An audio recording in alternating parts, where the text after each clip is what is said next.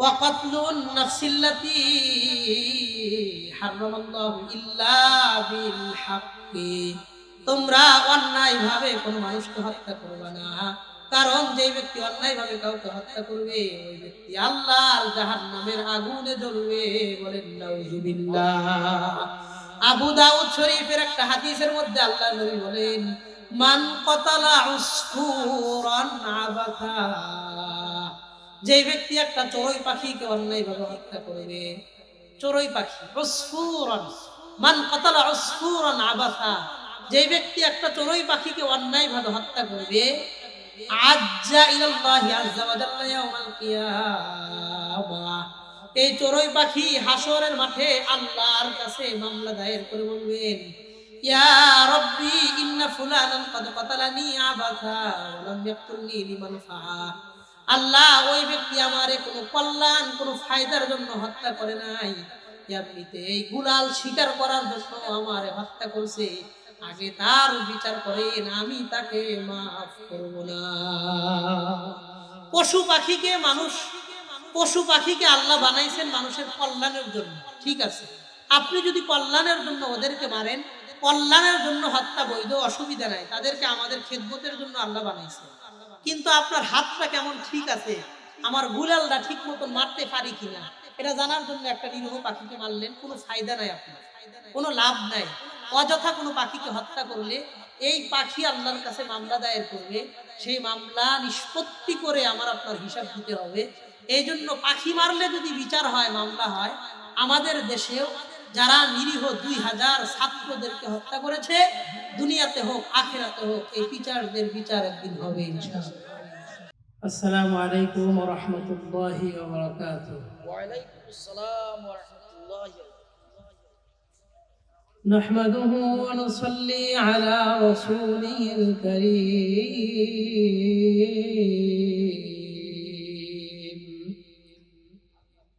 أما بعد فأعوذ بالله من الشيطان الرجيم، بسم الله الرحمن الرحيم،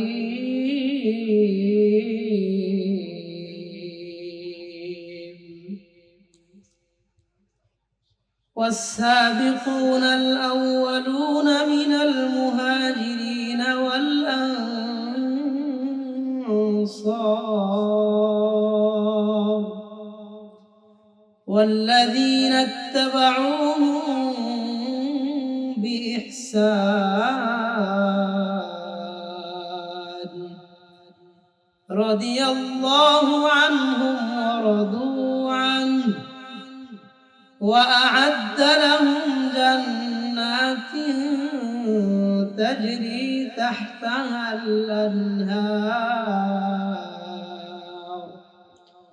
جنات تجري تحتها الأنهار خالدين فيها أبدا، ذلك الفوز العظيم.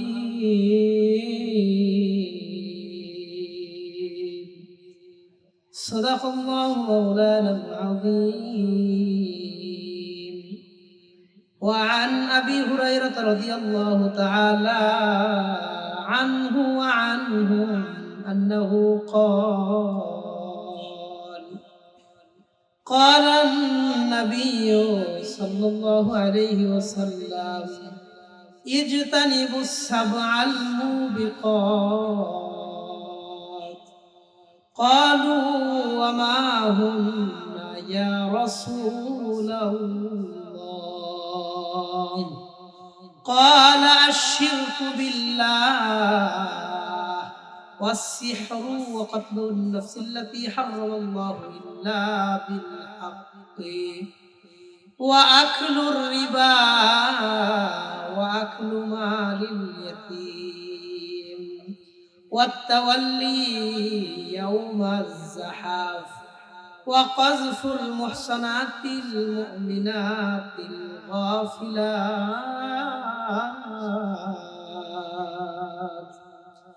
আও কামা ক্বালান নাবিয়্যু আলাইহিস সালাতু ওয়াস সালাম সুবহানাকা লা ইলমা লানা ইল্লা মা 'আল্লামতানা ইন্নাকা আনতাল আলিমুল হাকীম।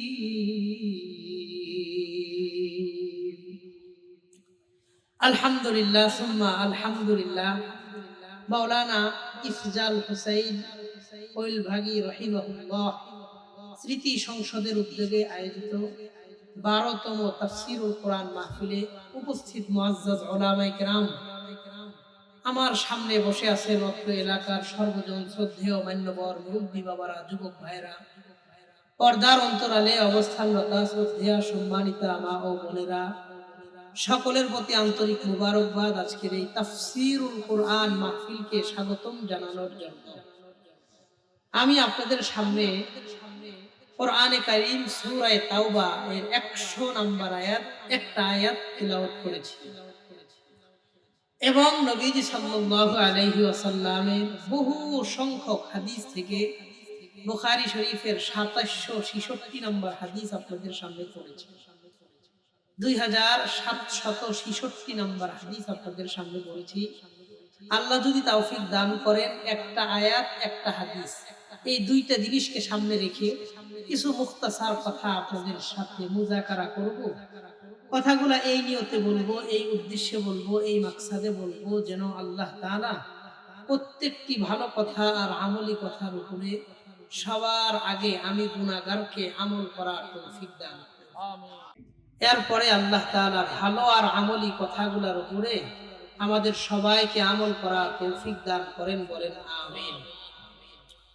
আমি যে আয়াত তিলাওয়াত করেছি সেই আয়াতে আল্লাহ তাআলা বলেন, ভূমিকাতে কোনো সময় ব্যয় না করে আমি সরাসরি আলোচনার দিকে প্রবেশ করতেছি। একটু মনোযোগের সাথে আমলের নিয়তে কথাগুলো শুনবো। রাজি আছেন ইনশাআল্লাহ? আল্লাহ তৌফিক দান করেন, বলেন আমিন।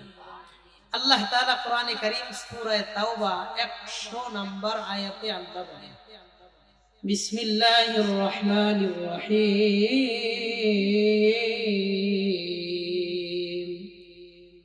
والسابقون الأولون من المهاجرين والأنصار সাহাবায়ে কেরামদের মধ্যে যারা মুহাজির এবং আনসারী সাহাবায়ে কেরাম যারা ছিলেন, আনসার আর মুহাজির সাহাবায়ে কেরাম এবং ওয়াল্লাযীনা ইত্তাবাউহুম বিইহসান, এবং সাহাবায়ে কেরামদেরকে যারা যথাযথভাবে অনুসরণ করবে। তাহলে সাহাবায়ে কেরাম এবং সাহাবায়ে কেরামদেরকে যারা অনুসরণ করবেন যথাযথভাবে, আল্লাহ বলেন, রাদিয়াল্লাহু আনহুম ওয়া রাদু আন, যারা সাহাবায়ে কেরামদেরকে যথাযথ অনুসরণ করবেন আল্লাহ তাদের উপরে সন্তুষ্ট হবেন, তারাও আল্লাহর প্রতি সন্তুষ্ট হয়ে যাবে। আল্লাহ তাদের প্রতি সন্তুষ্ট হবেন, তারাও আল্লাহর প্রতি সন্তুষ্ট হবেন। তা আল্লাহ তাদেরকে নিজের সন্তুষ্টি দান করবেন। এটা একটা বড় পুরস্কার। আল্লাহ আমাদের উপর যদি রাজি হয়ে যায়, দুনিয়ার আর কিছু পাইলেও আলহামদুলিল্লাহ, আর কোনো কিছু না পাইলেও আলহামদুলিল্লাহ। কথা কর ঠিক কিনা? তো মুমিনের জীবনে যদি আল্লাহর সন্তুষ্টি আসে, তো আমাদের জন্য এটাই যথেষ্ট, আর কিছু দরকার নেই। তা আল্লাহ বলেন আমি আল্লাহ তাদের উপরে সন্তুষ্ট হয়ে যাব। 2 নাম্বার আল্লাহ বলেন, ওয়া আ'আদ্দা লাহুম জান্নাতিন তাজরি তাহতাহাল আনহার। 1 নাম্বার আমি আল্লাহ তাদের উপরে সন্তুষ্ট হয়ে যাব। 2 নাম্বার আমি আল্লাহ তাদের জন্য এমন একটা জান্নাতের ফয়সালা করব যে জান্নাতের তলদেশ দিয়ে নহর প্রবাহিত হয়ে যায়। আল্লাহ তাদেরকে ঝর্ণাওয়ালা নহরওয়ালা জান্নাত দান করবেন। আল্লাহ বলেন, খালিদিনা ফিহা আবাদা, তারা এই জান্নাতে চিরজীবন থাকবে, স্থায়ীভাবে জান্নাতে বসবাস করবে। ওয়াযালিকা হুয়াল ফাওজুল আযীম। আল্লাহর সন্তুষ্টি যদি অর্জন হয়ে যায় আর জান্নাত যদি কোনো মুমিনের জীবনে হাসিল হয়ে যায়, আল্লাহ বলেন এটাই হলো একজন মুমিনের জীবনে চূড়ান্ত সফলতা। তাহলে আল্লাহ তাদের উপরে সন্তুষ্ট হবেন। 2 নাম্বার, আল্লাহ তাদেরকে জান্নাত দান করবেন। আল্লাহ যদি আমাদের উপরে রাজি হয়, আল্লাহ যদি আমাদেরকে জান্নাত দেন, আমার আপনার দুনিয়াতে আর কিছু না পাইলেও কোনো আফসোস আছে না। তা আল্লাহ বললেন যারা সাহাবায়ে কেরামদেরকে অনুসরণ করবে, আমি আল্লাহ তাদেরকে 2টা জিনিস দিব। আমার সন্তুষ্টি তাদেরকে দান করে দিব, আমি আল্লাহ তাদেরকে জান্নাত দিব। তাহলে সাহাবায়ে কেরামদেরকে অনুসরণ করলে এই 2 পুরস্কার দিবেন। বলেন তো সাহাবায়ে কেরামদের অনুসরণ করা আমার আপনার জন্য দরকার আছে না নাই? আছে। আল্লাহ নিজে বললেন যে তোমরা সাহাবায়ে কেরামদেরকে অনুসরণ করো। এটাই কেমন যেন আল্লাহ বললেন। তো আমরা সাহাবায়ে কেরামদের অনুসরণ করতে পারবো কখন? সাহাবায়ে কেরাম সম্পর্কে যখন জানতে পারবো তখন অনুসরণের সুযোগ আসবে। সাহাবায়ে কেরামদের জীবন যাপন কেমন ছিল, সাহাবায়ে কেরাম নবীজির কথা কেমনে মানছেন, ইসলামের বিধিবিধান কিভাবে পালন করছেন, এই বিষয়গুলো আমি আপনি যদি নাই জানি তাহলে মানা সম্ভব না। জানলে মানা সম্ভব। কথা কোন ঠিক কিনা? এই জন্য সাহাবায়ে কেরামদের জীবন আদর্শ সম্পর্কে কিছু কথা আমরা শুনবো। সেই কথাগুলো নিজের ব্যক্তি জীবন, পারিবারিক জীবন, সাংসারিক জীবন, সামাজিক জীবনে সাহাবায়ে কেরামদের মতন জীবন যাপন আমরা করার চেষ্টা করব। আল্লাহ আমাদের সেইভাবে কথাগুলো দিলের কান দিয়ে আমলের নিয়তে শোনার তৌফিক দান করেন, বলেন আমিন। আমিন। এই সাউন্ড আগে যেমনি ছিল এমনি ভালো ছিল। ও আচ্ছা, ঠিক আছে, ঠিক আছে। চলেন একটা হাদিস দিয়ে আমরা শুরু করি। সাহাবায়ে কেরামদের জীবন যাপনের জন্য নবীজি সাল্লাল্লাহু আলাইহি ওয়াসাল্লাম সাহাবায়ে কেরামদেরকে বিভিন্ন ব্যাপারে পরামর্শ দিয়েছেন। তোমরা এইভাবে করবা, এটা করবা, সেটা করবা না। অনেক হাদিস আছে, অসংখ্য হাদিস আছে নবীজি এই কাজগুলো সাহাবায়ে কেরামদেরকে পরামর্শ দিয়েছেন। একটা হাদিস দিয়ে আমরা শুরু করি, এর মাঝখানে নবীজির অনেকগুলো কথা আমরা জানতে পারবো। বুখারী শরীফের 2766 নম্বর হাদিসের বর্ণনা, 2766 নম্বর হাদিস, 2766। এই হাদিসের মধ্যে নবীজির সাহাবী আবু হুরায়রা রাদিয়াল্লাহু আনহু তিনি বলেন, وعن أبي هريرة رضي الله تعالى عنه وعنهم أنه قال, আবু হুরায়রা রাদিয়াল্লাহু তাআলা আনহু তিনি বর্ণনা করেন, قال النبي صلى الله عليه وسلم, আল্লাহর নবী বলেন, ইজতানিবুস সাবআল মুবিকাত। নবীজি বলেন আমার সাহাবায়ে কেরাম তোমরা 7টা ধ্বংসকারী জিনিস থেকে বেঁচে থাকবা। 7টা জিনিস তোমাদের জীবনকে ধ্বংস করবে, পরিবারকে ধ্বংস করবে, সমাজকে ধ্বংস করবে। 7টা জিনিস তোমাদের রাষ্ট্রকে ধ্বংস করে দিবে। এই 7টা জিনিস থেকে তোমরা সব সময় বেঁচে থাকার চেষ্টা করবা। সাহাবায়ে কেরাম প্রশ্ন করলেন, কিলা ওয়া মা হুন্না ইয়া রাসূলুল্লাহ। নবীজি 7টা ধ্বংসকারী জিনিস কি, ওই 7টা ধ্বংসকারী জিনিস সম্পর্কে আমরা জানতে চাই। নবীজি জবাব দিয়া বললেন, 1 নম্বর আশিরকু বিল্লাহ, তোমরা আল্লাহর সাথে জীবনে কোনোদিন কাউকে শরীক করবা না। নবীজি বলেন, ফাইন্নাশ শিরকা লাযুলমুন আযীম, শিরিক হলো দুনিয়ার মধ্যে সবচাইতে বড় মারাত্মক অন্যায়। আল্লাহ আমাদেরকে শিরিক মুক্ত ঈমান, শিরিক মুক্ত আমল করে যাওয়ার তৌফিক দান করেন, বলেন আমিন। নিজের ব্যক্তি জীবন, পারিবারিক জীবন, সাংসারিক, সামাজিক, রাষ্ট্রীয় জীবনে শিরিক করব না। আল্লাহ তাআলা কোরআনে কারীমের মধ্যে বলেন, ইন্নাল্লাহা লা ইয়াগফিরু আন ইউশরাকা বিহি ওয়া ইয়াগফিরু মা দুনা যালিকা লিমান ইয়াশা। আল্লাহ তাআলা শিরিকের গুনাহ মাফ করবেন না। শিরিকের ব্যতীত অন্য যত গুনাহ আছে যার ক্ষেত্রে চান তার জীবনের সব গুনাহ আল্লাহ মাফ করে দেন। এই জন্য শিরিক বড় মারাত্মক অন্যায়। আমরা শিরিক করব না, জেনে বুঝে ইচ্ছে করে শিরিকের কোনো কাজে লিপ্ত হব না, বলেন ইনশাআল্লাহ। এই ভাইজান ওই উনি সাউন্ডটা নষ্ট করে দিয়ে গেল। তো এক নাম্বার নবীজি বললেন তোমরা আল্লাহর সাথে কাউকে শিরিক করবে না, শিরিক মারাত্মক অন্যায়, শিরিকের গুনাহ আল্লাহ কাউকে ক্ষমা করবেন না। তো চলেন শিরিক সম্পর্কে আমরা দুই একটা কথা শুনি। ইবনে মাজাহ কিতাবে 1853 নাম্বার একটা হাদিস। এই হাদিসের মধ্যে নবীজির সাহাবী আব্দুল্লাহ ইবনে আউফা রাদিয়াল্লাহু আনহু তিনি বলেন وعن عبد الله بن أبي أوفى رضي الله تعالى عنه قال عبد الله بن أبي أوفى رضي الله تعالى عنه তিনি বর্ণনা করেন لما قدم معاذ من الشام নবীজির সাহাবী হযরত মুআজ ইবনে জাবাল রাদিয়াল্লাহু আনহু তিনি যখন শাম দেশ থেকে মদিনায় আসলেন, তিনি শামে থাকতেন, নবীজি পাঠাইছিলেন, তো তিনি শাম দেশ থেকে নবীজির কাছে আসছেন মদিনায়। বলেন কোথায়? ভাইয়া আপনি ইকুটা কমায় দেন, টোটাল ইকু বন্ধ করে দেন, আমার ইকু লাগবে না। হ্যাঁ সাউন্ডটা ঠিক রাখেন, ইকু টোটাল বন্ধ করে দেন, ইকু দিয়েন না।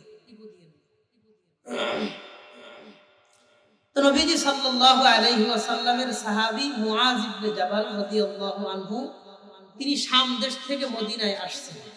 সাহাবী আব্দুল্লাহ ইবনে আবি আওফা তিনি বলেন লাম্মা কদিমা মুআজ মিনাশ শাম, মুআজ যখন শাম দেশ থেকে আসলেন, আসার পর সাজাদা লিন নবী সাল্লাল্লাহু আলাইহি ওয়াসাল্লাম, মুআজ ইবনে জাবাল নবীজির কদমে সিজদা দিয়ে দিয়েছে। বলেন নাউজুবিল্লাহ। মুআজ ইবনে জাবাল রাদিয়াল্লাহু আনহু শাম দেশ থেকে আয়েশা নবীজির কদমে সিজদা দিয়ে দিয়েছে। কি আশ্চর্য কথা। নবীজি সাল্লাল্লাহু আলাইহি ওয়াসাল্লাম জিজ্ঞাসা করলেন মা হাদা ইয়া মুআজ, মুআজ তুমি এটা কি করলা, আমার কদমে তুমি কেন সিজদা দিলা?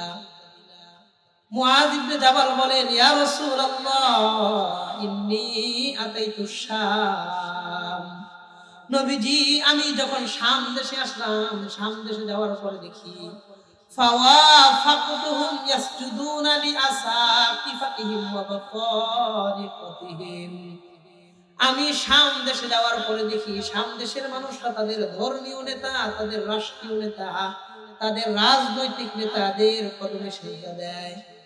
শাম দেশের মানুষরা তাদের ধর্মীয় নেতা, যে বড় হুজুর আর যে বড় নেতা, রাজনৈতিক নেতা আর ধর্মীয় নেতা, এদের কদমে তারা সিজদা দেয় সম্মান জানানোর জন্য। আমি এই দৃশ্য দেখলাম, তারা সুন্দর করে সিজদা দিয়ে সম্মান জানায়। এই দৃশ্য দেখার পর ফাওয়াদিতু ফি নাফসি,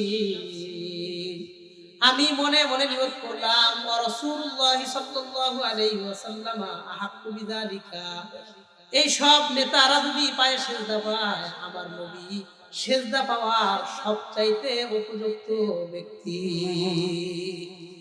এই জন্য মনে মনে নিয়ত করলাম আন্না ফাআলা যালিকা বিকা ইয়া রাসূলুল্লাহ, নবীজি আমিও যেদিন মদিনায় আসবো, আমি ওই দিন আপনার কদমে সিজদা দিব। আমি দেখছি তারা তাদের নেতাদের সিজদা দেয়, তো আমিও নিয়ত করছি তারা যদি এই সব নেতাদেরকে সিজদা দিতে পারে, আমার নবী তো এর চেয়ে বেশি যোগ্য মানুষ, যোগ্য নেতা, তা আমিও আপনার কদমে সিজদা দিব। ওইখান থেকে নিয়ত করে আসছি, এই জন্য আজকে আইসা সিজদা দিচ্ছি। নবীজি বললেন ফালা তাফআলু ইযা, মুআজ তুমি বাকি জীবনে কোনদিন আমার কদমে সিজদা দিবা না। বলেন তো মুমিনের সিজদা পাওয়ার একমাত্র যোগ্য কে? আল্লাহ। একমাত্র হকদার, একমাত্র মালিক বলেন কে? আরেকটা হাদিস আমি আপনাদের শোনাই, আবু দাউদ শরীফে 240 নম্বর হাদিসের বর্ণনা, 2140 নম্বর হাদিসের বর্ণনা।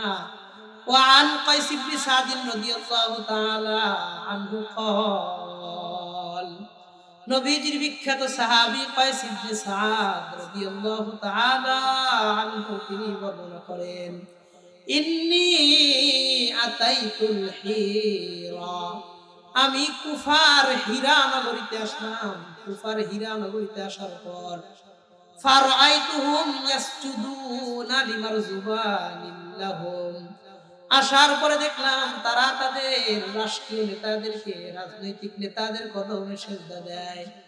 ফাকুলতু ওয়া রাসূলুল্লাহ সাল্লাল্লাহু আলাইহি ওয়াসাল্লাম হাক্কু বিযালিকা। তখন আমি বললাম, তারা যদি এদের হোমরা চোমরা নেতাদেরকে সেজদা দেয়, আমার নবী তার চাইতে বেশি উপযুক্ত। এই জন্য নবী, আমি মদিনায় আসার পর আপনাকে সেজদা দিতে চাই, আপনি যদি অনুমতি দেন আমি আপনাকে সেজদা দিব। নবীজি কথার জবাব দিতে গিয়ে বললেন, ইয়া কাইস ইবনে সাদ, আরাইতা মা লাউ মারারতা বিকবরি আকুনতা তাসজুদুলা। মুআজ, সাদ, তুমি যদি আমার কবরের পাশ দিয়ে যাও, তাহলে আমার মরার পরে কি তুমি আমাকে সিজদা করবা?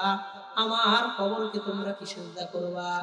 কাইস ইবনে সাদ জবাব দিয়ে বললেন, লা ইয়া রাসূলুল্লাহ, নবীজি, আমরা কখনো আপনার কবরকে সিজদা করব না।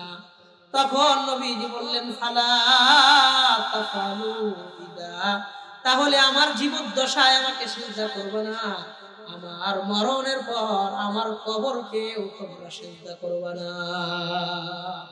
তাহলে নবীজি, যিনি আল্লাহর পরে পৃথিবীর মানুষদের মধ্যে সর্বশ্রেষ্ঠ মানব, নবীজি যদি জীবদ্দশায় সিজদা করতে মানা করেন, মরণের পর সিজদা করতে মানা করেন, বর্তমান যে সমস্ত পীর আউলিয়ার কবরে সেজদা হয়, মান্নত হয়, পূজা হয়, বেপরদায় নারীদের আসা যাওয়া হয়, সেখানে অবাধে মেলামেশা হয়, এই সমস্ত মানুষেরা মাজার পূজা করে, ধর্ম নিয়ে ব্যবসা করে, শিরকের কারখানা খুলে বসে, তারা হক্কানি পীর আউলিয়া কোনোদিন হতে পারে না। নবীজি যদি বলেন আমার কবরে সেজদা দিবা না, তাহলে যেই কবরে সেজদা হয়, বোঝা যায় এটা তাদের ধর্মীয় একটা ব্যবসা, সেটা কোনোদিন ইসলাম হতে পারে না। আল্লাহ আমাদেরকে শিরিক মুক্ত ঈমান, শিরিক মুক্ত আমল নিয়া আল্লাহর দরবারে যাওয়ার তৌফিক দান করেন, বলেন আমিন। শুধু এটা না, আরেকটা হাদিস আমি আপনাদের শোনাই, বুখারী শরীফের 435 নম্বর হাদিস, 435 নম্বর হাদিস বুখারী শরীফ। নবীজির সাহাবী আব্দুল্লাহ ইবনে আব্বাস রাদিয়াল্লাহু আনহু আর আম্মা জান আয়েশা রাদিয়াল্লাহু আনহা দুইজন বলেন, ওয়া আন আয়েশা রাদিয়াল্লাহু তাআলা আনহা ওয়া আব্দুল্লাহ ইবনে আব্বাস রাদিয়াল্লাহু আনহুমা ক্বালা, আম্মা জান আয়েশা আর আব্দুল্লাহ ইবনে আব্বাস রাদিয়াল্লাহু আনহুমা দুইজন বর্ণনা করেন, লাম্মা নাযালা বি রাসূলিল্লাহি সাল্লাল্লাহু আলাইহি ওয়াসাল্লাম, যখন আল্লাহর নবী মারা যাবেন, মৃত্যুর পীড়া যখন শুরু হয়, নবীজির যখন মৃত্যু যন্ত্রণা শুরু হয়, তাফিকা ইয়াতরাহু খামিসাতান লাহু আলা ওয়াজহিহি, আল্লাহর নবী ছোট্ট একটা চাদরের টুকরা, ছোট্ট একটা রুমাল দিয়ে নবীজির চেহারা ঢেকে নিলেন। মারা যাবেন, অল্প কিছু সময় বাকি, এই সময় নবীজি চেহারাটা একটা কাপড় দিয়ে ঢাকলেন। ফাইদা ইগতাম্মা বিহা, নবীজির যখন কষ্ট হইতেছিল, নিঃশ্বাসটা বন্ধ হয়ে যাবে, এমন সময় আল্লাহ নবী এই কাফনটা, এই ছোট্ট কাপড়টা চেহারার উপর থেকে সরাইলেন, ওয়াকাল, এবং নবীজি বললেন, ওয়া হুয়া আলা যালিকা, নবীজি এই মৃত্যুর সময় অল্প একটু আগে আল্লাহর নবী বললেন, চেহারাটা ঢাইকা রাখছে, ছোট্ট একটা রুমাল দিয়া, নবীজির কষ্ট হইতেছে তো, একটা ছোট্ট রুমাল দিয়া নবীজি নিজের চেহারাটা রাখছেন। কেমনে করে চেহারাটা রাখছেন? যেন চেহারার কোনো অঙ্গ প্রত্যঙ্গ, অবকাঠামো মানুষ যেন দেখতে না পারে। তো মরে যাবেন, ফাইদা ইজতাম্মা বিহা, শ্বাসটা বন্ধ হবে এখন, এই সময় নবীজি হাত দিয়ে চেহারার উপর থেকে কাপড়টা সরাইলেন, চাদর আর রুমালটা সরাইলেন। সরানোর পর ওয়াকাল, নবীজি বললেন, ওহু আলা যালিকা, তার অবস্থা এতটা শোচনীয়, এই সময় নবীজি বললেন, কি বললেন দেখেন, বলা যায় নবীজির শেষ যে কথা, এর দুই একটা কথার এটা একটা কথা। নবীজি বললেন, লাআনাল্লাহু আলাল ইয়াহুদি ওয়ান নাসারা, আল্লাহর লানত ইহুদি আর নাসারাদের উপরে, আল্লাহর লানত। ইত্তাখাযু কুবুর আমবিয়াইহিম মাসাজিদা, তারা তাদের নবীদের কবরকে মাজার বানাইছে, নবীদের কবরকে সিজদার জায়গা বানাইছে। এই জন্য তাদের উপরে কিয়ামত পর্যন্ত আল্লাহর লানত, বলেন নাউযুবিল্লাহ। তোমরা আমার কবরটাকে সিজদার জায়গা বানাইবে না, লা তাত্তাখিযু কবরি মাসজিদা, তোমরা আমার কবরে গিয়া কেউ সিজদা দিবা না। ওয়া ইউহাযযিরু মিন যালিকা, আল্লাহ নবী ইহুদি আর নাসারাদের কর্মকাণ্ড সম্পর্কে তার উম্মতকে মরার আগ পর্যন্ত সতর্ক করে গেছেন। যে সমস্ত লোকেরা মাজার পূজা করে, মাজারে গিয়ে সিজদা দেয়, মনে রাখেন যদি কবরে সিজদা দেওয়া জায়েজ হইতো, আল্লাহর নবীর কবরে সিজদা দেওয়া সবচাইতে উপযুক্ত জায়গা হইতো। নবীর কবরে সিজদা হয় না, তো পৃথিবীর কোনো গৌস কুতুব ওলিয়া উলিয়ার কবরেও সিজদা দেওয়া যাবে না। আল্লাহ আমাদের এমন ভয়ঙ্কর শিরক থেকে হেফাজত করেন, কোন আমিন। তাইলে আমরা কবর কেন্দ্রে কি করব? নবীজি বলেন, নবীজি সাল্লাল্লাহু আলাইহি ওয়াসাল্লাম বলেন, আবু দাউদ শরীফের 2042 নম্বর হাদিস, বর্তমানে 2025 সাল, হাদিস নাম্বার হলো 2042। এই হাদিসের মধ্যে নবীজি সাল্লাল্লাহু আলাইহি ওয়াসাল্লাম বলেন যে তোমরা কি করবা আমার কবরের জন্য বা আমার মরার পরে? নবীজি বলেন, দেখেন, وعن أبي هريرة رضي الله تعالى عنه أنه قال, আবু হুরায়রা রাদিয়াল্লাহু তাআলা আনহু তিনি বর্ণনা করেন, قال النبي صلى الله عليه وسلم, নবীজি সাল্লাল্লাহু আলাইহি ওয়াসাল্লাম বলেন, লা তাজআলু বুয়ুতাকুম কুবুরা, তোমরা তোমাদের ঘরকে কবর বানাইবে না, তোমাদের ঘরকে কবর বানাইবে না। ঘরকে কবর কেমনে বানায়? কবরে নামাজ হয় না। তোমাদের ঘর যেন এমন না হয় ঘরেও নামাজ হয় না। তোমরা ঘরে নামাজ পড়বা, কবরে তিলাওয়াত হয় না, জিকির হয় না। তোমাদের ঘর যেন তিলাওয়াত আর জিকির শূন্য না হয়ে যায়, এই জন্য ঘরে নামাজ পড়বা, ঘরে কোরআন পড়বা, ঘরে জিকির করবা। কবরস্থান ঘরের মধ্যে যেন একটা পার্থক্য হয়ে যায়। আল্লাহ আমাদেরকে ঘরে সুন্নাত নামাজগুলো পড়ার, ঘরে তিলাওয়াত করার, জিকির করার তৌফিক দান করেন, বলেন আমিন। নবীজি এক নাম্বার কথা বললেন, লা তাত্তাখিযু বুয়ুতাকুম কুবুরা, তোমরা তোমাদের ঘরকে কবর বানাইবে না। ওয়ালা তাজআলু কবরি ঈদা, আমার কবরকে তোমরা মেলা বানাইবে না। তোমাদের ঘরকে কবর বানায়ও না, আমার কবরকে মেলা বানায়ও না। তো কি করবা? ওয়াসাল্লু আলাইয়া, তোমরা সব সময় আমার উপর বেশি বেশি দরুদ করবা।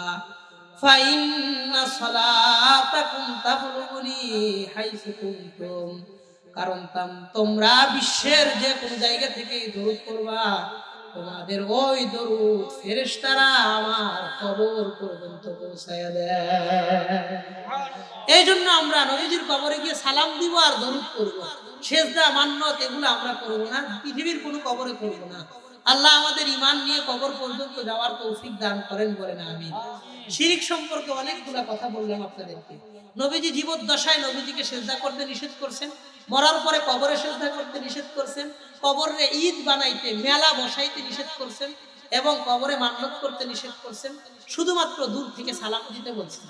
এই যে কথাগুলো হাদিস থেকে জানলাম, 6টা কথা। আল্লাহ আমাদের প্রত্যেককে নবীজি সাল্লাল্লাহু আলাইহি ওয়াসাল্লাম, আমার সাথে একবার সবাই পড়েন সাল্লাল্লাহু আলাইহি ওয়াসাল্লাম, নবীজির প্রতি বেশি বেশি দরুদ প্রেরণের আল্লাহ আমাদের সবাইকে তৌফিক দান করেন, বলেন আমিন। তাহলে 7টা জিনিস থেকে নবীজি উম্মতকে বাঁচতে বলছেন। 1 নাম্বার, আশিরকু বিল্লাহ, আল্লাহর সাথে তোমরা কাউরে শরীক করবে না। 2 নাম্বার নবীজি বলেন, ওয়াসসিহরু, তোমরা জাদু করবে না। যে সমাজে, যে এলাকায় জাদু থাকে, যে পরিবারের মধ্যে জাদু করা হয়, ওই সুখের সংসার পরিবার ধ্বংস হওয়ার জন্য জাদুই যথেষ্ট হয়ে যায়। মানুষের স্বাস্থ্য নষ্ট হয়, ব্যবসা নষ্ট হয়, পরিবার নষ্ট হয়, সুখ শান্তি নষ্ট হয়, সম্পর্কের দূরত্ব হয় মানুষের জাদুর কারণে, বদ নজরের কারণে, বানের কারণে, হিংসুক দৃষ্টির কারণে। কথা কন ঠিক কিনা? এই জন্য নবীজি বললেন, তোমরা জাদু কইরো, মানুষের ব্যাপারে জাদু কইরা মানুষকে কষ্ট দিও। বহু সুখের সংসারে জাদুর মাধ্যমে আগুন জ্বালাইছে, এমন বহুত উদাহরণ আছে না? বহুত ভালো মানুষের জীবন তছনছ করে দিছে শত্রুতা কইরা। ভালো ভালো মেয়ের বিবাহ হয় না, জাদু করে আটকায় রাখছে। ভালো ভালো ছেলের বিবাহ হয় না, সব ঠিকঠাক, হঠাৎ করে কারণ ছাড়া নিষেধ করে। বছরের পর বছর কোনো কারণ খুঁজে পায় না বিবাহ। বা কি হয়েছে? কয় না আমরা এটা চাইতেছি। কেন চাইতেছেন না? কয় না আমরা এগুলো বলতে চাইতেছি। হুদা কারণে মানা করে দেয়। আমি আপনি হয়তো এই বিষয়টার গভীরতা আর কষ্ট অনুধাবন করতে পারবো না। যেই পরিবারে উপযুক্ত একটা মেয়ের ৩ বছর যাবৎ বিবাহ হয় না, ভেঙে যায়, ওই বাবা বুঝবে এই বিষয়টার কত বড় পেরেশানি। এই জন্য নবীজি বললেন, ওয়াসিহরু, তোমরা জাদু কইরো না। জাদু মানুষের পরিবার নষ্ট করে, সমাজ নষ্ট করে, আত্মীয়তা নষ্ট করে। আপনার ব্যবসাটা একটু ভালো চলতেছে, আর দেখবেন পর মানুষ লাগে না, শত্রু লাগে না, আপন মানুষ আপনার পিছনে লাগিয়ে নানান রকম কুফুরি কালাম কইরা আপনার ব্যবসার ভবিষ্যৎ নষ্ট করে। আছে না নাই? কথা বলা আছে না নাই? এই জন্য মানুষের বদনজর, কুফুরি কালাম, জাদুবিদ্যা, এই বিষয়গুলো থেকে আমরা সতর্কতার সাথে চলার চেষ্টা করব। আল্লাহ তাওফিক দান করেন, বলেন আমিন। মুসলিম শরীফের একটা হাদিস আমি আপনাদের শোনাই। নবীজি বলেন, আল আইনু হাক্কুন ওয়ালাউ কানা শাইউন সাবাকাল কদরা লা সাবাকাতুল আইন। নবীজি বলেন, মানুষের বদনজর সত্য। কোন বিষয় যদি মানুষের ভাগ্য অতিক্রম করে ক্ষতি করতে পারত, বদনজর এতটা মারাত্মক, মানুষের ভাগ্য অতিক্রম করেও মানুষের ক্ষতি করতে পারত। বদনজর এতটা মারাত্মক, ভাগ্য উপরে গিয়া যদি কোনো জিনিস ক্ষতি করতে পারতো, ভাগ্য পরিবর্তন কইরা বদনজর মানুষের ক্ষতি করার যোগ্যতা রাখে। এত মারাত্মক। নাউজুবিল্লাহ। বদনজর সম্পর্কে একটা হাদিস তো আসছে, কথা বলে দিই। ছোট বাচ্চাদের বদনজর লাগতে দিবেন না। অনেকেই দেখেন ছোট ছোট বাচ্চাদেরকে খালি গায়ে মানুষের সামনে নিয়ে গোসল করে। এটা করায়েন না। সবার নজর কি ভালো? কথা কন, সবার নজর ভালো না, বদনজর লাগতে পারে। দেখবেন ভালো ধানের জমি, কার নজর লাগছে সব ধান নষ্ট হয়ে যায়। কি হয় না? ভালো পেঁপে গাছ, খুব বৃষ্টি পেঁপে, এই কার নজর লাগছে? পেঁপে একদম পানির মতন পানসা হয়ে যায়, কেউ খাইতে চায় না। ভালো কাঁঠাল গাছ, সবাই জানে এই গাছের কাঁঠালটা খুব মিষ্টি। ছোট কাঁঠাল কিন্তু অনেক মিষ্টি, আত্মীয় স্বজনরা বলে এই গাছের কাঁঠাল আমি দিও। কার নজর লাগছে? কাঁঠাল পাকার আগে পচে যায়, ভিতরে কালো কালো হয়ে যায়, কাঁঠাল আর খাওয়ার ভাগ্য হয় না। আছে না নাই? আমরা ছোটবেলায় দেখতাম মা বোনেরা মুড়ি বাঁচতেছে, মুড়ি কোন মহিলারা গিয়া কি কইতো না কইতো, মুড়ি আর ওই দিন হয় না, পরে এটারে বন্ধ করে পরের দিন আবার ভাজতো। কথা কন ঠিক কিনা? গরু যখন বাচ্চা দিত, কারো নজর লাগলে ও বাচ্চা গরুর ওলানে আর দুধ আসতো না, শক্ত হয়ে যায়। এমন বহু দৃষ্টান্ত আমাদের আগে আমরা দেখছি, এখনো এগুলা হয়। মানুষের বদনজর থেকে বাঁচবেন। বাচ্চাদের ছবি তুলে ফেসবুকে দিবেন না। দিলে কি লাভ? কোনো লাভ নাই। খামাখা আপনার বাচ্চার স্বাস্থ্য নষ্ট হবে, ভবিষ্যৎ নষ্ট হবে, অসুস্থ হবে। মানুষের বদনজর লাগে। এই জন্য বাচ্চাদেরকে খালি গায়ে গোসল করাবেন না, বারান্দায় ছেড়ে দিবেন না, ওদের ছবি তুলে ফেসবুকে দিবেন না। বদনজর থেকে হেফাজত করার চেষ্টা করবেন। আল্লাহ সহজ করেন, বলেন আমিন। একটা হাদিস আমি আপনাদের শোনাই, মুসলিম শরীফের বর্ণনা, ৪৫০৯ নম্বর হাদিস। এই হাদিসের মধ্যে নবীজি সাল্লাল্লাহু আলাইহি ওয়াসাল্লামের সাহাবী তিনি বর্ণনা করেন, তিনি বলেন, মাররা আমির ইবনে রবিআতা বিসাহল ইবনে হুনাইফিন ওয়া হুয়া ইয়াগতাসিলু। আমির ইবনে রবিআ এক সাহাবী, তিনি রাস্তা দিয়ে যাইতেছিলেন, রাস্তার পাশে এক সাহাবী গোসল করতেছিলেন, নাম হলো সাহাল ইবনে হুনাইফ। সে গোসল করতেছিলেন। বলেন কি করতেছিলেন? শীতের দিনে অনেক সময় ঘরে মানুষ গোসল করে না, একটু বাহিরে আইসা রৌদ্র যেখানে আছে সেখানে গোসল করে। কথা কন ঠিক কিনা? তো সাহাল ইবনে হুনাইফ রাস্তার পাশে গোসল করতেছেন। আমির ইবনে রবিআ এক সাহাবী, এই গোসল করা সাহাবীর পাশ দিয়ে যাইতেছে। তো তাকাইছে, আরবের মানুষ তো এমনি সুন্দর, আবার খালি গায়ে গোসল করতেছে। এই লোকটা বলে, আমির ইবনে রবিআ তিনি বলছেন, লাম আরাকাল ইয়াউম ওয়ালা দিলদা মুখাব্বাতিন। তুমি এত সুন্দর, পর্দানেশী কোনো নারীও তো এত সুন্দর হয় না। মানে বাংলা ভাষায় এটার তর্জমা করলে, আরে মহিলা মানুষের চেয়ে বেশি সুন্দর তুমি, এই কথাই উনি বলছেন। বলার পরে ফামা লাবিসা আন লবিতা বিহি, সাথে সাথে সাহাল ইবনে হুনাইফ অজ্ঞান হয়ে গেছে। বলেন নাউজুবিল্লাহ। এই কথা শুই না, তার চোখের দৃষ্টির কারণে গোসল করা থেকে লোকটা সাথে সাথে অজ্ঞান হয়ে পড়ে গেছে। ফাউতিয়া বিহিন নবী সাল্লাল্লাহু আলাইহি ওয়াসাল্লাম, সাহাল ইবনে হুনাইফের আত্মীয় স্বজন তারে ধইরা নবীজির কাছে নিয়ে গেছেন। গিয়া বলতেছেন, আদরিক সাহলান সরিআন ইয়া রাসূলুল্লাহ, নবীজি আপনি সাহালকে বাঁচান, ও তো মারা যাওয়ার উপক্রম হয়ে গেছে। নবীজি জিজ্ঞাসা করলেন কি কাহিনী, এমন কেন হইল? সব ঘটনা বলার পর নবীজি বললেন আলামা তাত্তাহিমুনা বিহি, তোমরা কাদের ব্যাপারে সন্দেহ করো, কার নজর লাগছে মহিলা তোমরা মনে করো? ক্বালু আমির ইবনে রবিয়া, তারা বললেন আমরা আমির ইবনে রবিয়াকে সন্দেহ করি, সে যাওয়ার সময় কি যেন বলছে, বলার কারণে ও অজ্ঞান হয়ে গেছে। এবার আল্লাহ নবী ফাদা আমির ইবনে রবিয়া, নবীজি আমির ইবনে রবিয়াকে ডাকলেন, ডাইকে বললেন আলামা ইয়াকতুলু আহাদুকুম মিন আখিহি, তোমরা একজন ভাই আরেকজনের ভাইয়ের কেন ক্ষতি করতে চাও?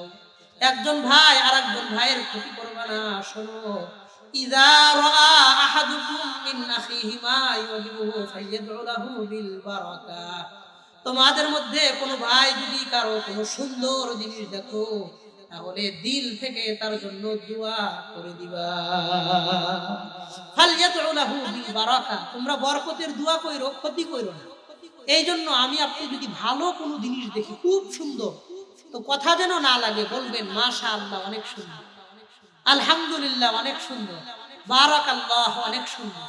এই কথাগুলো এমনি বলা, যতই সুন্দর হোক এই সৌন্দর্য দিছেন কে? আমরা যখন বলবো মাশাআল্লাহ অনেক সুন্দর, তাহলে এই সৌন্দর্যের নিসবত হবে আল্লাহর দিকে।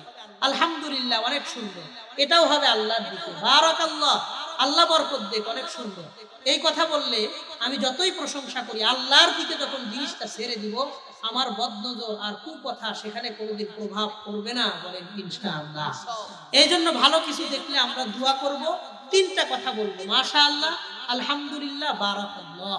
এই তিনটা কথা বললে, যে কোনো একটা কথা বললে আমাদের কথা, আমাদের নজর ওই বস্তুতে লাগবে না ইনশাআল্লাহ। যারা দোকান দেন, যারা ভালো ফসল হয়েছে, মরিচ ব্যাপক আকারে হয়েছে, ভালো ধান হয়েছে, ভালো পেঁপে গাছ হয়েছে, তারপর ভালো কাঁঠাল গাছ হয়েছে, ওইখানে একটা পৃষ্ঠার মধ্যে লিখে দিবেন আলহামদুলিল্লাহ, মাশাআল্লাহ। দোকানের দরজার মধ্যে লিখে দেন মাশাআল্লাহ, আলহামদুলিল্লাহ, বারাকাল্লাহ। মানুষ যখন দেখে এটা পড়বে, মাশাআল্লাহ লিখছে, আলহামদুলিল্লাহ লিখছে, বারাকাল্লাহ লিখছে, এটা বলে যখন আপনার ফসলের দিকে তাকাবে, মানুষের বদনজর লাগবে না, ওই ব্যবসায়ী প্রতিষ্ঠানে মানুষের বদনজর লাগবে না। আল্লাহ আমাদের এই বিষয়গুলো বোঝার তৌফিক দান করেন, বলেন আমিন।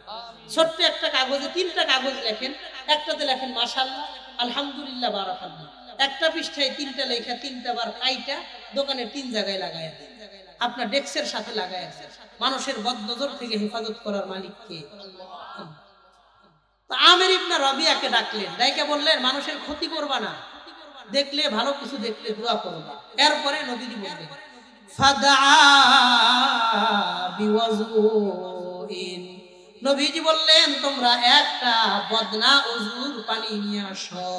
সাহাবায়ে কেরাম একটা ওযুর বদনা নিয়ে আসলেন, পানি বইরা নিয়ে আসলেন।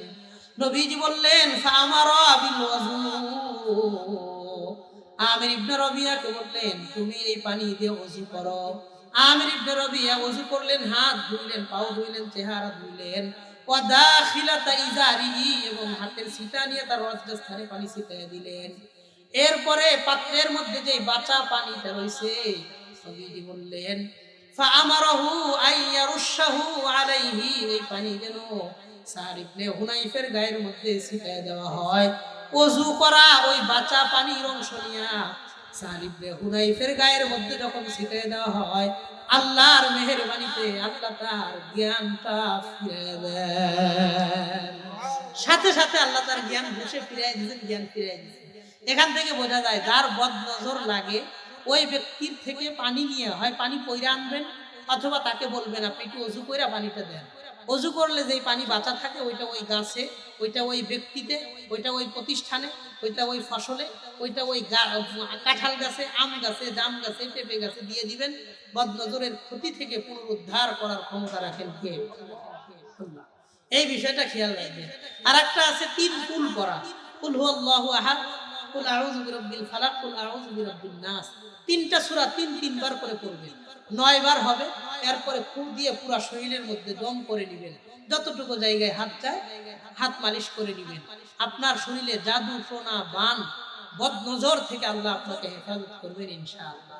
পাশাপাশি ছোট বাচ্চা থাকলে, স্কুলে যাইতেছে, বেড়াইতে যাইতেছে, ঘুরতে যাইতেছে, তিন কুল 3 বার করে পরে ওদের গায়ে ফু দিয়ে দিবেন।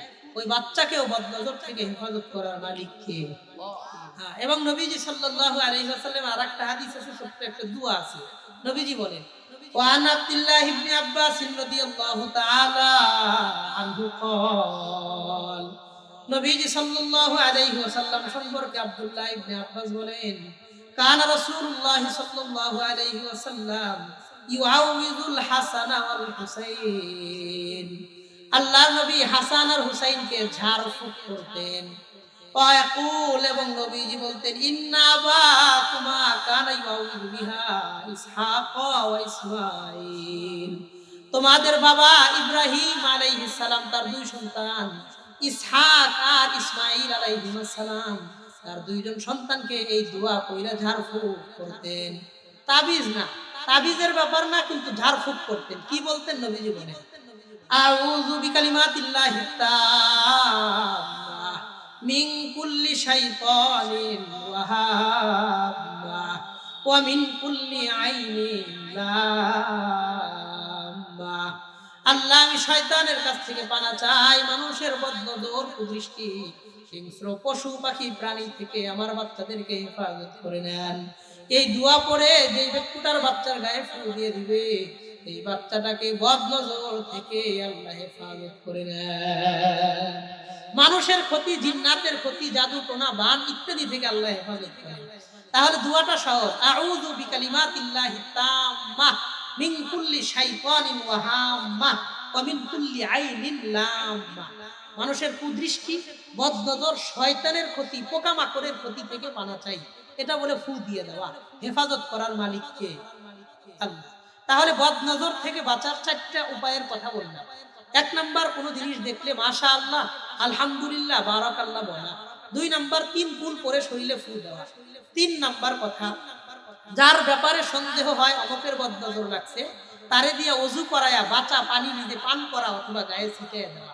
4 নম্বর কথা, এই ছোট্ট দোয়াটা পড়া, আউযু বিকালিমাতিল্লাহি তাম্মাহ মিন কুল্লি শাইতানিন ওয়া হাম্মাহ ওয়া মিন কুল্লি আইনিন লাম্মাহ। এই দোয়া পড়ে ফু দেওয়া। এই 4টা কাজ করলে বদনজর, জাদু টোনা বান থেকে আল্লাহ তাকে হেফাজত করবেন ইনশাআল্লাহ। তাহলে আমরা শিরিক সম্পর্কে 6টা কথা জানছিলাম, বদনজর সম্পর্কে, জাদু টোনা সম্পর্কে 4টা কথা জানলাম। এই মোট 10টা কথা হইল। নবীজি সাল্লাল্লাহু আলাইহি ওয়াসাল্লাম 7টা ধ্বংসাত্মক জিনিসের কথা বলছেন।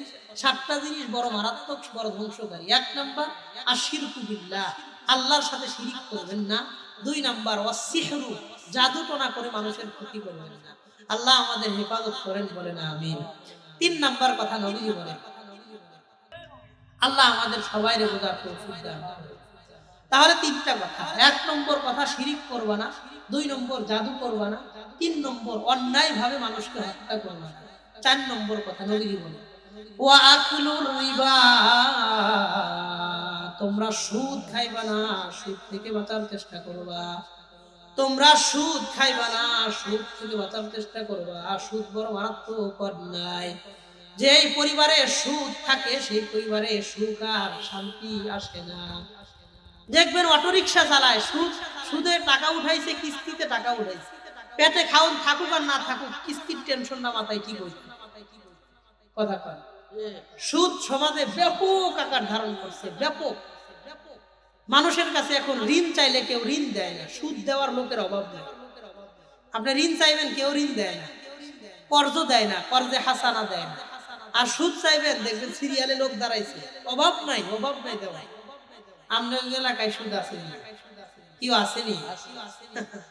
আল্লাহ সুদমুক্ত সমাজ আমাদেরকে, সুদমুক্ত সমাজ আমাদেরকে দান করেন, বলেন আমিন। সুদ যে খায় সে আজীবন খালি গরিব হইতেই থাকে, হইতেই থাকে। যে সুদ দেয়, আর যে সুদ দেয় ও শুধু বড় লোক হইতেই থাকে। কথা কোন ঠিক কিনা? এই জন্য সুদ থেকে বাঁচার চেষ্টা করা, সুদ মারাত্মক করা নাই। সুদ ব্যাপারে কথা বললে অনেক লম্বা কথা বলা যাবে, খুব মুখতাসার 2-1টা কথা আমি সুদ সম্পর্কে বলি। আল্লাহ তাআলা সূরা বাকারার 279 নম্বর আয়াতে আল্লাহ বলেন, যে ব্যক্তি সুদ হারাম এটা জানার পরেও যারা সুদ খাবে, সে যেন আল্লাহ আর আল্লাহর বিরুদ্ধে, আল্লাহর রাসূলের বিরুদ্ধে যুদ্ধ ঘোষণা করে দেয়।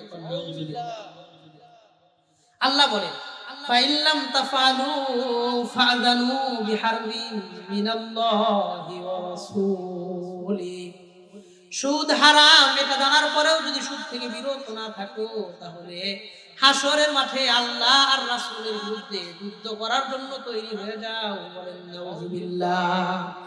উমদাতুত তাফসীর ৩ নম্বর খণ্ড ৩১৩ নম্বর পৃষ্ঠা ৩৩০ নম্বর পৃষ্ঠা আব্দুল্লাহ ইবনে আব্বাস রাদিয়াল্লাহু তাআলা আনহু তিনি বর্ণনা করেন ইউকালু লিআকিলির রিবা ইয়াউমাল কিয়ামা খুসিলাহাকা লিল হারবি মাআল্লাহ।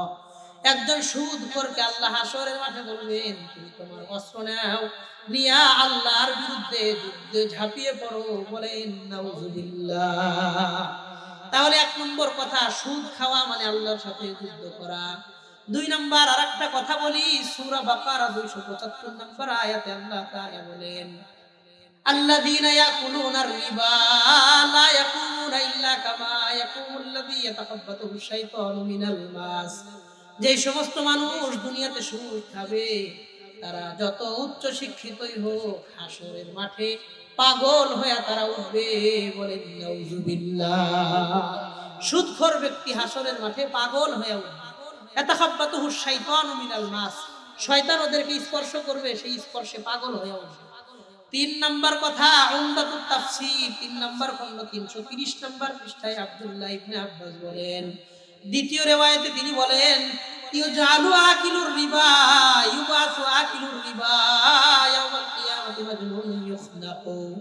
সুদখোরকে কিয়ামতের দিন গলার মধ্যে একটা লোহার বেড়ি পরানো হবে।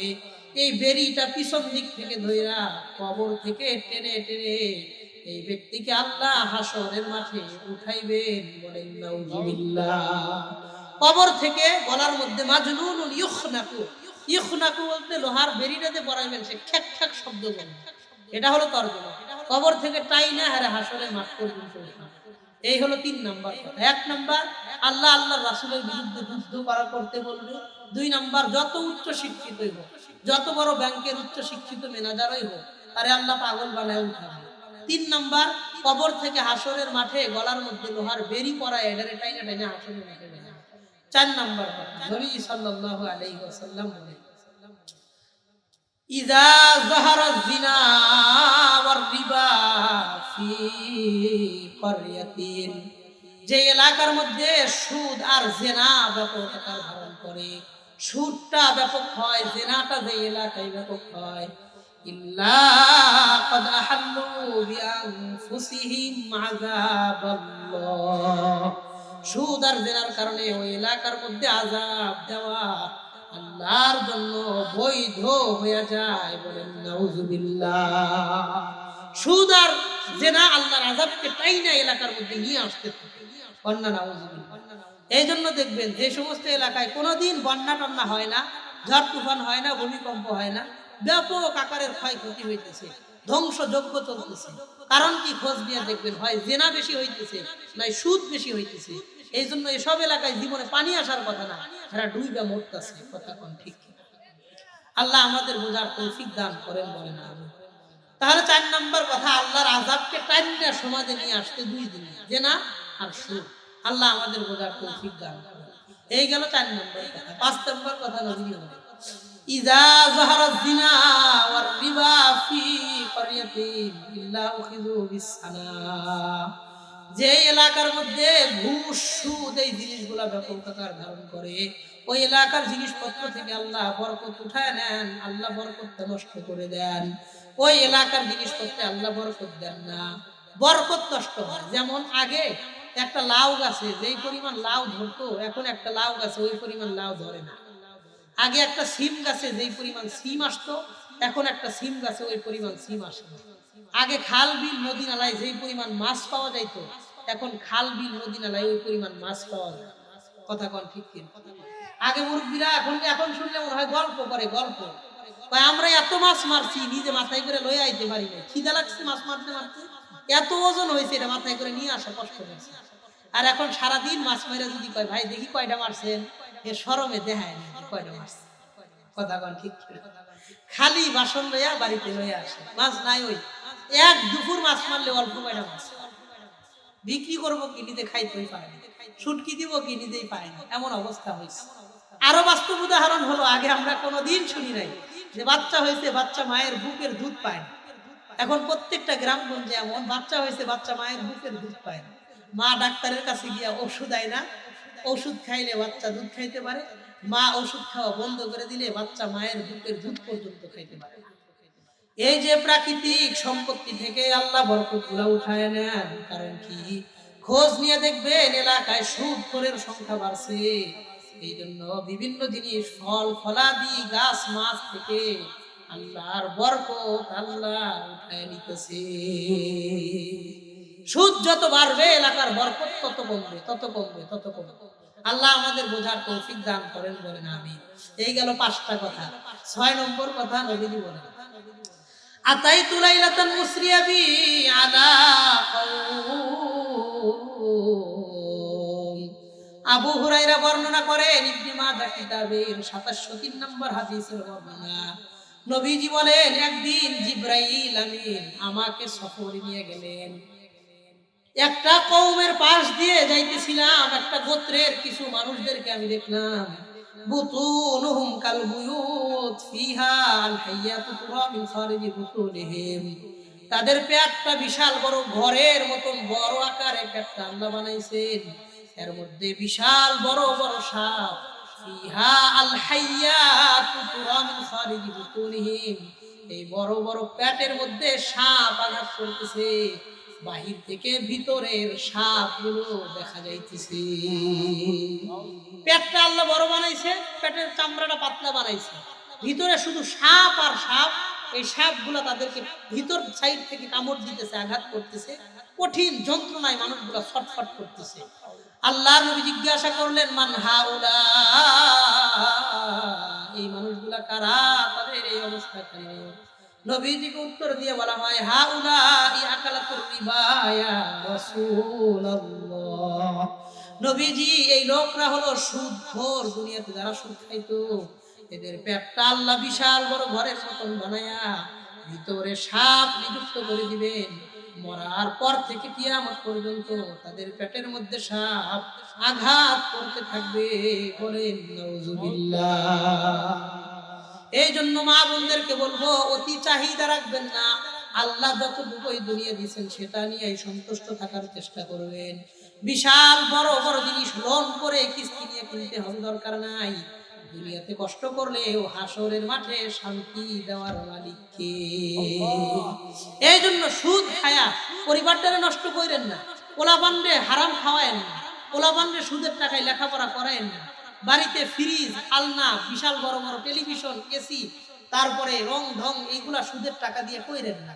কারণ কি? নবীজি বলেন, লা ইয়াদখুলুল জান্নাতা জাসাদুন গুযিয়া বিল হারাম। যে শরীরের মধ্যে 1টা টাকা হারাম যায়, ওই হারাম অংশ দ্বারা গঠিত শরীর আল্লাহর জান্নাতে প্রবেশ করবে না। এই জন্য মা বোনদেরকে বলবো, আপনার স্বামীরা সুদ খাইতে দিয়ে দিন, আপনার সন্তানরা কিস্তিতে টাকা উঠাইতে দিয়েন না। কয়টা কম খান, একটু কষ্ট করেন, সবসময় ভালো চলতে হবে এটা জরুরি না। আল্লাহর কাছে দোয়া করেন, অল্প জিনিসেই বরকত দেওয়ার, হালালে বরকত দেওয়ার মালিক কে? আল্লাহ। এই এলাকার মধ্যে, জগন্নাথপুর, এই বীরপুর এলাকার মধ্যে প্রত্যেকটা মানুষের অল্প হালাল পরিশ্রমের ইনকামের মধ্যে আল্লাহ ভরপুর বরকতের ফায়সালা করে দেন। বলেন আমিন। আল্লাহর কাছে বেশি চাইেন না, বরকত চাইবেন। বলেন, আল্লাহর কাছে বেশি চাইবেন না বরকত চাইবেন? বরকত, বরকত বড় দামি জিনিস। বহুত মানুষ আছে দেখবেন 60-70 হাজার টাকা মাস বেতনে চাকরি করে, 60,000-70,000 টাকা দিয়ে তার মাস যায় না। 20 তারিখ, 21 তারিখ, 22 তারিখ, 25 তারিখ আইলে টাকা শেষ। বন্ধু বান্ধবের কাছে ঋণ কর্জ ধার দেনা কইরা কোন রকম সংসার দ্বারা চালায়। বহুত অটো রিক্সা, ভ্যানওয়ালা, সিএনজিওয়ালা, রিক্সাওয়ালা, দিনমজুর, রং মিস্ত্রি, কাঠ মিস্ত্রি, রাজমিস্ত্রি 8,000, 10,000, 12,000 টাকা মাস পায়। এটা থেকে নিজে চলে, পরিবার চালায়, সংসার চালায়, মা বাবার ওষুধের টাকা দেয়, পোলাপানের পড়ালেখার খরচ দেয়। সব কিছুর পরেও 10,000 টাকা থেকে মাস শেষে পকেটে 500 টাকা থাকে, এমন লোকও আছে না? ওই ব্যক্তির 60-70 হাজার টাকার মধ্যে বরকত দেন নাই কে? এই লোকটার 8-10 হাজার টাকার মধ্যে এই বরকত দিছেন কে? এই জন্য বলেন তো আল্লাহর কাছে বেশি চাইবেন না বরকত চাইবেন? আল্লাহ এই এলাকার প্রত্যেকটা মানুষের হালাল রুটি রুজির মধ্যে বরকত দিয়ে দেন, বলেন আমিন। আল্লাহর কাছে বেশি চাইেন না বরকত চাইবেন, কারণ যে ব্যক্তির 60,000 টাকা আল্লাহ মাসে দেন, ওর 15-20 হাজার টাকা ডাক্তারের পিছনে মানে ওখানে সিরিয়াল, ওখানে রিপোর্ট দিবে, এখানে প্রেসক্রিপশন দিবে, এখানে ওষুধ আনতে হবে, এই পরীক্ষা সেই পরীক্ষা, এই টেস্ট সেই টেস্ট, জীবন তেজপাতা গাড়ি ভাড়া দিতে আর হাসপাতালে শুয়ে। আজ পর্যন্ত কোন রিক্সাওয়ালার দেখি নাই 10 টাকা দিয়ে ঘুমের ওষুধ খাইয়ে দেবে। কথা বল, হ্যাঁ হ্যাঁ লাগে না, এটি লাগে না।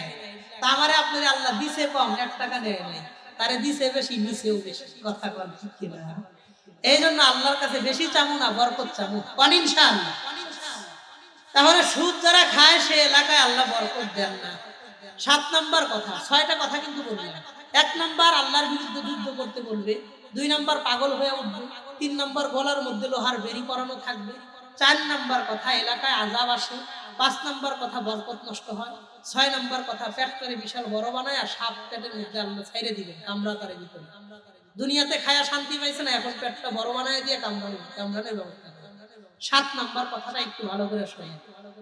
ইবনে মাজাহ কিতাবে 2273 দুইটা হাদিস, 2 হাদিসের বর্ণনাকারী সাহাবী 2 জন, আবু হুরায়রা আর আব্দুল্লাহ ইবনে মাসউদ রাদিয়াল্লাহু আনহু। 2 সাহাবী 2টা হাদিস বলেন।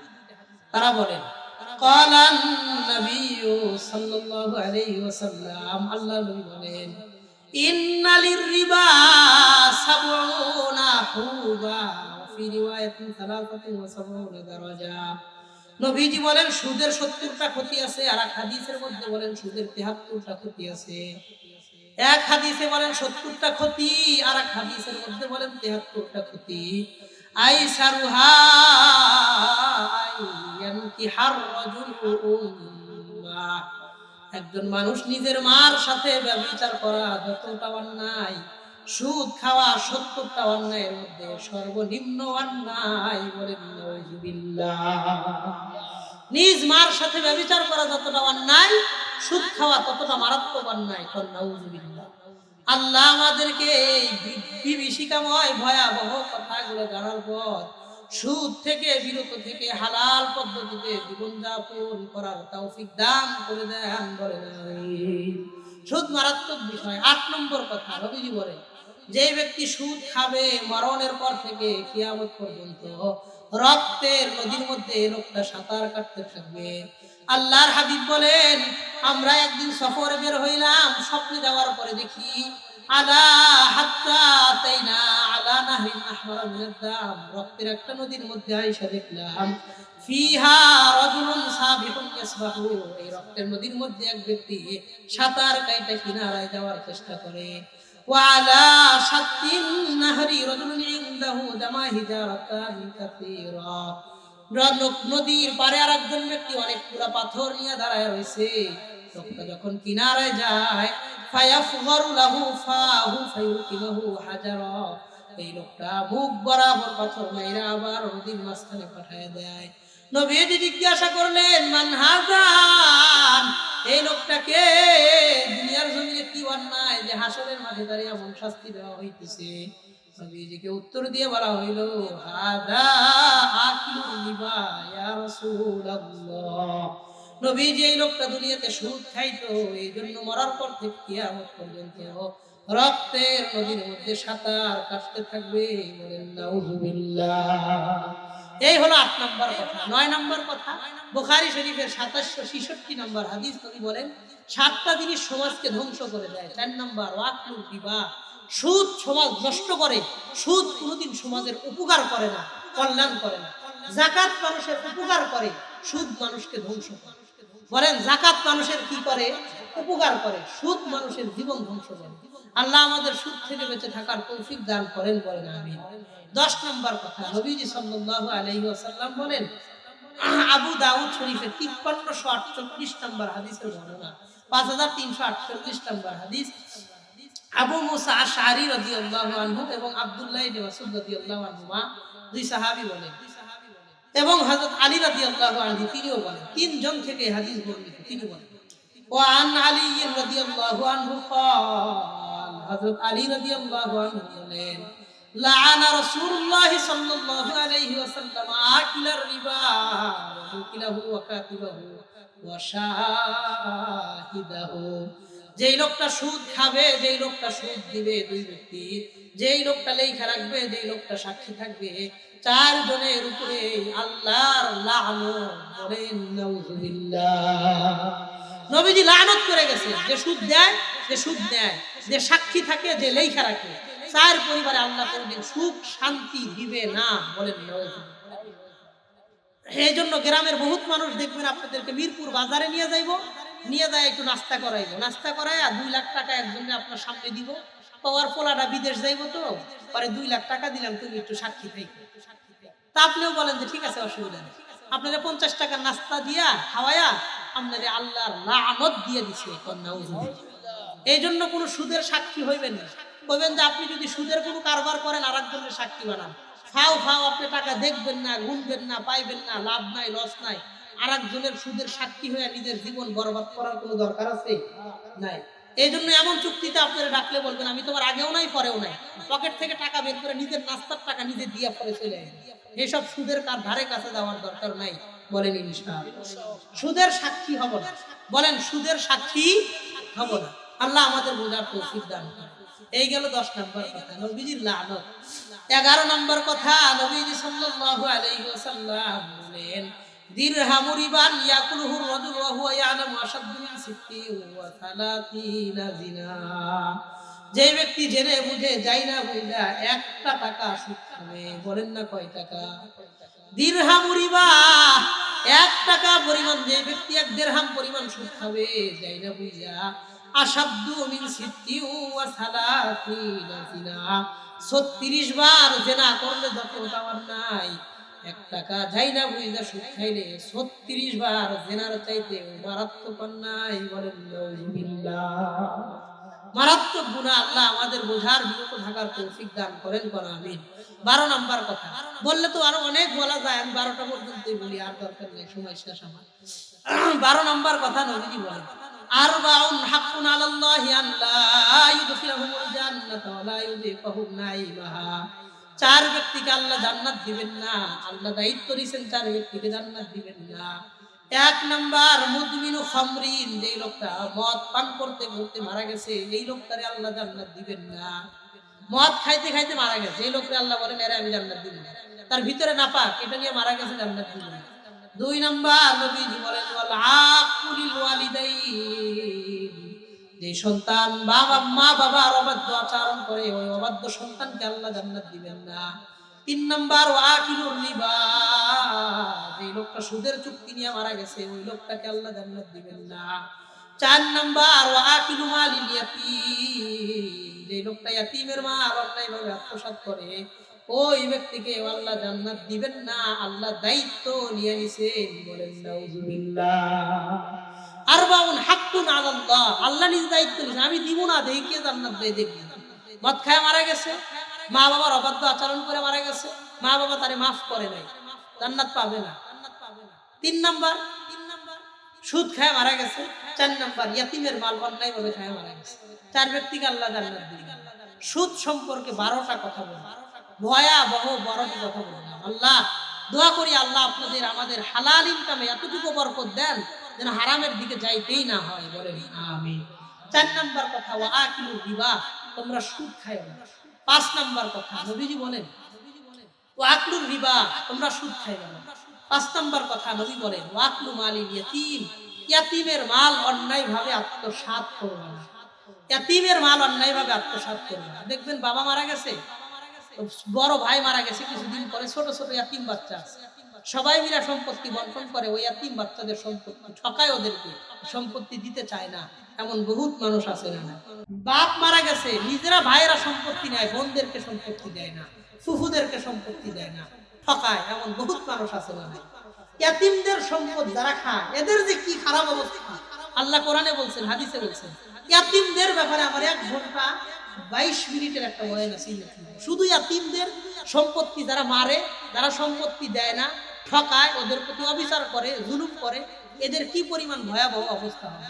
আল্লাহ বলেন ইন্নামা ইয়াকুলুনা ফি বুতুনিহিম নারা ওয়া সায়াসলাউনা সাঈরা আল্লাযীনা ইয়াকুলুনা আমওয়ালাল ইয়াতামা যুলমা, যারা জুলুম করে কোনো ইয়াতীমের মাল খাবে, জুলুম করে যারা ইয়াতীমের সম্পত্তি মারবে, ইন্নামা ইয়াকুলুনা ফি বুতুনিহিম নারা, তারা ইয়াতীমের সম্পত্তি না তাদের পেটে জাহান্নামের আগুন ঢুকাবে, ওয়া সায়াসলাউনা সাঈরা, এই লোকেরা মরতে দেরি হবে, আল্লাহর জাহান্নামে যাইতে দেরি হবে।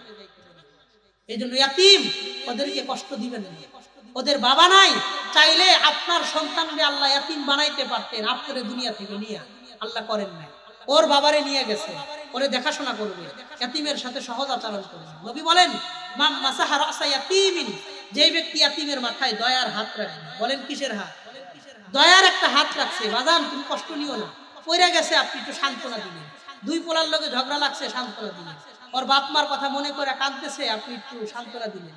নবী বলেন মান মাসাহা রাসা ইয়াতীমিন, যে ইয়াতীমের মাথার উপরে দয়ার হাত রাখবে, কানাত লাহু বিকুল্লি শারাতিন মাররাত আলাইহা ইয়াদুহু হাসানাত, এই হাতের নিচে যতগুলা চুল আসবে প্রত্যেকটা চুলের বিনিময়ে আল্লাহ তাকে এক একটা নেকি দান করবে।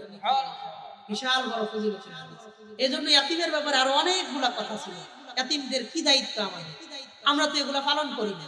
এলাকায় কয়টা ভোটার আছে আর তালিকা ঠিকই আছে সরকারের কাছে, কয়টা ইয়াতীম আছে, কয়টা বিধবা আছে, এদের কোনো তালিকা নেই, কথা বলে। এই জন্য এগুলা খুব জরুরি আমাদের, ইয়াতীমের তালিকা করা। এই মহল্লায় কয়জন ইয়াতীম আছে, ঈদের সময় ওদের 50 টাকা করে হাতিয়ে দেওয়া, এই এলাকায় যা আছে 100 টাকা করে ঈদের দিন ওদেরকে দিলাম। কতজন বিধবা আছে এটার তালিকা থাকে, আল্লাহ আমাদের বোঝার তৌফিক দান করেন। এই গেল 5 নম্বর কথা। 6 নম্বর কথা নবী বলেন ওয়াতাওয়াল্লি ইয়াউমাজ যাহাব, জিহাদের ময়দান থেকে পলায়ন করবে না, ওয়া ইন হালাকান নাস, সব মানুষ যদি শহীদ হয় তুমি পলায়ন করবে না। 7 নম্বর কথা নবীজি বললেন ওয়াকাযফুল মুহসানাতিল মুমিনাতিল গাফিলাত, সতী সাধবী ভালো কোনো মেয়ের ব্যাপারে মিথ্যা অপবাদ দিবা, এটা সমাজে অশান্তি তৈরি করে। একটা ভালো মেয়ে, বিবাহর প্রস্তাব আসছে আর একটা ভালো জায়গা থেকে, তো সুন্দর, এখন পাড়া প্রতিবেশী চিন্তা করে আমার মেয়েটারে ভালো জায়গায় দিতে পারি নাই, ওর মেয়েটাকেও ভালো জায়গায় বিবাহ দিতে দিব না। এমন কিছু লোক সমাজে আছে না নাই? দেখবেন মেয়ের ব্যাপারে জিজ্ঞাসা করছে যে মেয়েটা কেমন, নানান রকমের উল্টা পাল্টা কয়া বিবাহর সম্পূর্ণটা নষ্ট করে দেয়। এমন কিছু লোক সমাজে আছে না নাই? নবী বললেন ওয়াকাযফুল মুহসানাতিল মুমিনাতিল গাফিলাত, সতী সাধবী ভালো মেয়েদের ব্যাপারে মিথ্যা কথা বইলা তাদের সম্পর্ক নষ্ট করবা। এই 7টা জিনিস সম্পর্কে নবীজি বললেন। 1 নাম্বার শিরিক করবা না, 2 নাম্বার তোমরা অন্যায় ভাবে কাউকে হত্যা করবা না, 3 নাম্বার জাদু করবা না, 4 নাম্বার তোমরা সুদ খাইবা না, 5 নাম্বার ইয়াতীমের মাল খাইবা না, 6 নাম্বার জিহাদ থেকে পলায়ন করবা না, 7 নাম্বার তোমরা সতী সাধবী ভালো কোনো মেয়ের ব্যাপারে মিথ্যা কথা বলবা না। মেয়ে যদি খারাপ হয় সত্যি কথা বলবা, কোনো অসুবিধা নাই, বিবাহের ক্ষেত্রে গীবত করা কোনো অসুবিধা না, গুনার কাজ না। কিন্তু ভালো মেয়ের ব্যাপারে মিথ্যা কথা বইলা তাদের পারিবারিক সম্পর্ক নষ্ট করবা না, বিবাহের বন্ধন নষ্ট করবা না। এই 7টা পয়েন্টকে সামনে রেখে অনেকগুলো কথা বললাম। তাহলে মূল ধ্বংসকারী অপরাধ 7টা। সুদের ব্যাপারে ভয়াবহ কথা বলছি আপনাদেরকে 12টা, 7 আর 12 19। বদ নজর থেকে বাঁচার সম্পর্কে আপনাদেরকে কিছু কথা শোনাইছি, 4টা কথা বলছি, 19 আর 4, এই সর্বমোট 23টা কথা বলছি।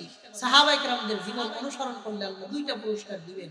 এই মোট 25টা কথা আপনাদের সামনে 1 ঘন্টা 10 মিনিট সময় নিয়ে 25টা কথা বলার চেষ্টা করলাম। এই বিষয়গুলো থেকে যদি আমরা বাঁচতে পারি, এই অন্যায়ের সয়লাভ থেকে যদি নিজেদের পরিবারকে বাঁচাইতে পারি, তাহলে সাহাবায়ে কেরামদের জীবনের অনুসরণ হবে। ইয়া আইয়ুহাল্লাযীনা আমানু কু আনফুসাকুম ওয়া আহলিকুম নারা, নিজেও বাঁচো জাহান্নাম থেকে, পরিবারকেও বাঁচাও। এই বিষয়গুলোর উপরে আল্লাহ আমল করে নিজে বাঁচা, পরিবার নিয়ে জাহান্নাম থেকে বাঁচা আল্লাহ আমাদের জন্য সহজ করে দেন, কবুল করে নেন, বলেন আমিন। যে কথাগুলো বলছি আল্লাহ সবার আগে আমি গুনাহগারে আমল করার তৌফিক দান করেন, তারপরে আল্লাহ আমাদের সবাইরে ভালো আর আমলি কথাগুলোর উপরে আমল করার তৌফিক দান করেন, বলেন আমিন। হাদা ওয়া আখিরু দাওয়ানা আনিল হামদুলিল্লাহি রাব্বিল আলামিন। আসসালামু আলাইকুম ওয়া রাহমাতুল্লাহি ওয়া বারাকাতুহু। Presents by Kuakata media centre. হক্কানি আলেমদের নিত্য নতুন ভিডিও পেতে আমাদের চ্যানেলটি সাবস্ক্রাইব করুন। কুয়াকাটা মিডিয়া সেন্টার, ইসলামিক বিনোদনের বিশ্বস্ত সঙ্গী।